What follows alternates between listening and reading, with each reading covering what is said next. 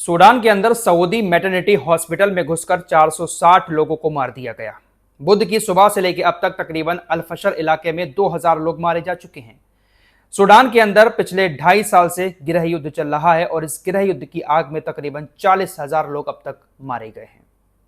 क्या है पूरा मामला, किस वजह से सूडान के अंदर गृह युद्ध छिड़ा हुआ है और ताज़ा हालात इस वक्त कैसे हैं, बहुत आसान भाषा में और कम टाइम में पूरी जानकारी आपको सूडान की देने की कोशिश करेंगे। गाजा के ताज़ा हालात कैसे हैं वो भी आपको बताएंगे। चाइना और अमेरिका की मुलाकात हुई है और उस मुलाकात के बाद क्या कुछ हुआ है, सारी चीज़ें आप लोगों को बताने की कोशिश करेंगे। लेकिन पहले अपने देश की एक खबर आपको बताते हैं। दोस्तों, आजकल हम सभी के पास मोबाइल तो है ही, बहुत बार हमारे पास नए नंबर से कॉल आती है। स्क्रीन पर हमारे नया नंबर आता है। नए नंबर से कॉल करने वाले कभी कभी स्कैमर भी होते हैं और कभी कभी कुछ हमारे जान पहचान के लोग भी होते हैं। लेकिन जब भी किसी नए नंबर से कॉल आती है तो हमारे पास सिर्फ नंबर ही आता है, कॉल करने वाले का नाम नहीं आता। इस परेशानी से निपटने के लिए बहुत सारे लोग एक ट्रू कॉलर नाम का ऐप होता है उसका इस्तेमाल करते हैं, लेकिन वो एप्लीकेशन भी ठीक से काम नहीं करता है। तो इन्हीं सारी समस्याओं को दूर करने के लिए भारत सरकार की तरफ से एक नियम लागू किया गया है। आपके पास किसी भी नए नंबर से कॉल आएगी तो अब सिर्फ नंबर नहीं आएगा बल्कि उस कॉल करने वाले का नाम भी आपकी स्क्रीन पर दिखाई देगा। Telecom regulatory authority of India यानी ट्राई की तरफ से इस बात को लेकर जानकारी दी गई है और अब इसका ट्रायल भी कई राज्यों में शुरू कर दिया गया है। वोडाफोन आइडिया और जियो ने हरियाणा में इसकी शुरुआत कर दी है। दूरसंचार विभाग डीओटी को उम्मीद है कि स्नैप का अखिल भारतीय रोल आउट 31 मार्च 2026 तक हो जाएगा। साफ और आसान बात यह है कि ट्राई की तरफ से ये जो नियम बनाया गया है, इसमें सामने से अगर हमारे पास कोई नए नंबर से कॉल करता है तो वो नंबर जिसके नाम से लिया गया होगा उसका नाम स्क्रीन पर दिखाई देगा। इससे यह फायदा होगा कि जो भी स्कैमर्स हमारे पास कॉल करते हैं उनका नाम सामने आ जाएगा। या बहुत सारे लोग ऐसे होते हैं जिससे हम बात नहीं करना चाहते, नए नए नंबरों से हमारे पास लोग कॉल करते हैं तो उनका नाम भी स्क्रीन पर दिखाई देगा। सिम जिसके नाम से ली गई होगी उसका नाम भी अब नए नंबर के साथ स्क्रीन पर दिखाई देगा। 2026 डेडलाइन रखी गई है, सभी नेटवर्क पर 2026 तक इसको लागू कर दिया जाएगा। ट्राई का ये नियम आप लोगों को कैसा लगा कमेंट बॉक्स में जरूर बताइएगा।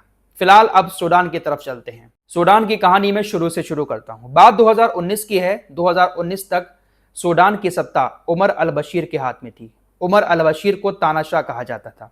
जिस तरह हर देश के अंदर एक नेता होता है उसी तरह से देश के अंदर सेना भी होती है। इसी तरह सूडान के अंदर भी SAF नाम की एक सेना थी जिसके जनरल अब्दुल फतेह अल बुरहान थे।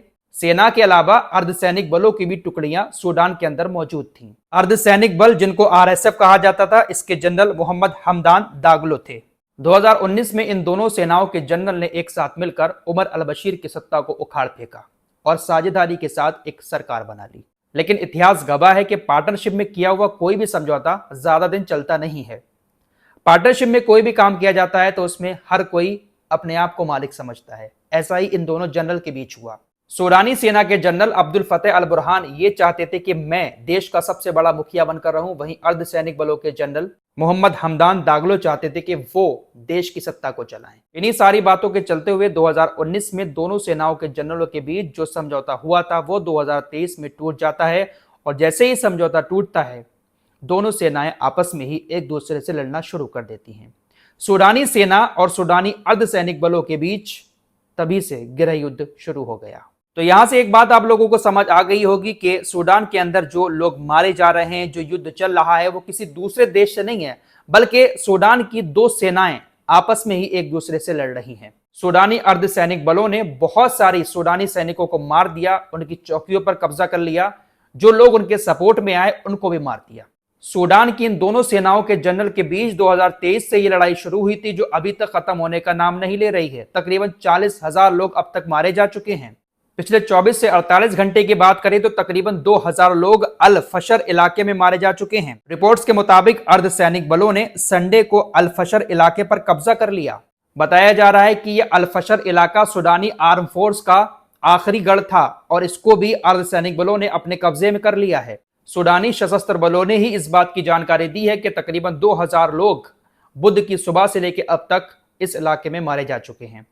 460 लोगों की जो हॉस्पिटल में मौत की खबर आई वो खबर WHO के सेक्रेटरी टेड्रोस अधनोम घेब्रेसस ने एक्स पर एक पोस्ट में कहा कि वो सऊदी मैटरनिटी अस्पताल में 460 से ज्यादा लोगों की मौत की खबरों से स्तब्ध और गहरे सदमे में हैं।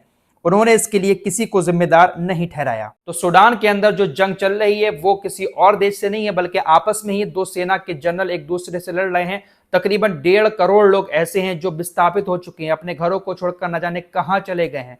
40,000 से ज्यादा लोग इस गृह युद्ध में मारे जा चुके हैं। फिलहाल जो अर्धसैनिक बल हैं वो सूडान आर्म फोर्स पर भारी पड़ रहे हैं और बहुत सारी सूडानी आर्म फोर्स की चौकियों पर अर्धसैनिक बलों ने कब्जा भी जमा लिया है। फिलहाल ये जंग कब रुकेगी, किसकी सत्ता आएगी सूडान के अंदर, कौन सूडान का राजा बनेगा, यह वक्त बताएगा। लेकिन इन दोनों सेनाओं के जनरल की दुश्मनी के बीच न जाने कितने बेगुनाह लोग सूडान के अंदर मारे जा चुके हैं। बेगुनाहों से गाजा याद आता है। गाजा के अंदर भी तकरीबन 104 लोग पिछले 48 घंटे में मारे जा चुके हैं। इजराइल की सेना ने दावा किया था कि हमारे ऊपर हमला किया हमास ने, जिसके बाद हमने वहां पर खतरनाक हमले किए और 104 लोग मारे गए। फिलहाल अभी भी सीज फायर को लेकर बहुत सारी बातें चल रही कि ये टिकेगा नहीं टिकेगा। ताज़ा हालात यही हैं। इजराइल की सेना हमले भी कर रही है और आरोपी भी माना जा रहा है हमास को कि हमास पूरी तरह से सीज फायर तोड़ने की फिराक में है, उल्लंघन कर रहा है। इजराइल ऐसे आरोप लगा रहा है। कतर की तरफ से भी कहा गया है कि यह बहुत शर्मनाक बात है कि हमास ने इस तरह से सीज फायर का उल्लंघन किया है। पाकिस्तान ने निंदा की है कि इजराइल ने सीज फायर के दौरान 104 लोगों को मार दिया। फिलहाल ये सब गाजा के अंदर चल रहा है। चाहे सीज फायर हो चाहे ना हो, गाजा के हालात जैसे के तैसे अभी भी बने हुए हैं। डोनाल्ड ट्रंप और चीन के राष्ट्रपति की मुलाकात आज दक्षिण कोरिया में हुई। 10 मिनट की मुलाकात थी और इस 10 मिनट की मुलाकात में न जाने कौन सी बात हुई, 10% टैरिफ डोनाल्ड ट्रंप ने चीन के ऊपर से कम कर दिया। फिलहाल डोनाल्ड ट्रंप को लेकर एक और बड़ी खबर आ रही है। डोनाल्ड ट्रंप ने अपने रक्षा मंत्रालय पेंटागन को आदेश दिया है कि हमारे पास जो भी परमाणु हथियार हैं उसकी टेस्टिंग की जाए और ये टेस्टिंग रूस और चाइना के बराबर होनी चाहिए। दरअसल डोनाल्ड ट्रंप ने एक लंबा चौड़ा पोस्ट करके कहा कि देखिए, हमने तो अपने परमाणु हथियारों की टेस्टिंग 1992 में अपनी मर्जी से बंद कर दी थी। तब से हमने अपने परमाणु हथियारों का परीक्षण नहीं किया है, लेकिन दूसरे देश जब परीक्षण कर रहे हैं तो हम भी अब परीक्षण करेंगे। डोनाल्ड ट्रंप का मानना है कि रूस और चाइना जैसे देश लगातार परमाणु परीक्षण कर रहे हैं, परमाणु टेस्ट कर रहे हैं और अब हम भी परमाणु टेस्ट करेंगे जो हमने 1992 में बंद कर दिया था। तो अभी तक परमाणु बम बनाने की बातें दुनिया में चल रही थी, अब परमाणु बम को टेस्ट करने की बातें चल रही हैं। कुछ ही दिनों में हो सकता है कि छोड़ने की बातें चल पड़े। कुछ भी हो सकता है भाई दुनिया के अंदर। इस रिपोर्ट में इतना ही। कुछ और खबरों के साथ फिर हाजिर होऊंगा। अपना ख्याल रखिएगा। अल्लाह हाफिज।